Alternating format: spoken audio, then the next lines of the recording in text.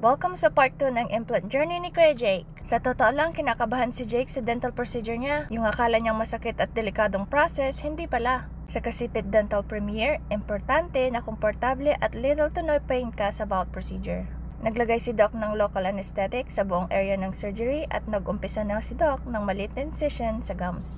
Pagkatapos, sinunod ng pagdodrill. Hands down po pala sa mga assistant ni Doc, very attentive at organized silang lahat. Sabi ni Jake, hindi masakit kahit konti at wala talaga siyang naramdaman. Dahil may incision, kailangan tahiin ng konti para secure at mabilis ang pag-heal ng jawbone ni Jake. Only took less than 30 minutes at ayan na nga, tapos na. Pinaliwanag ni Doc ang ginawa niya at para makasiguro ang location ng screw, pinakuha si Jake ng panoramic x-ray.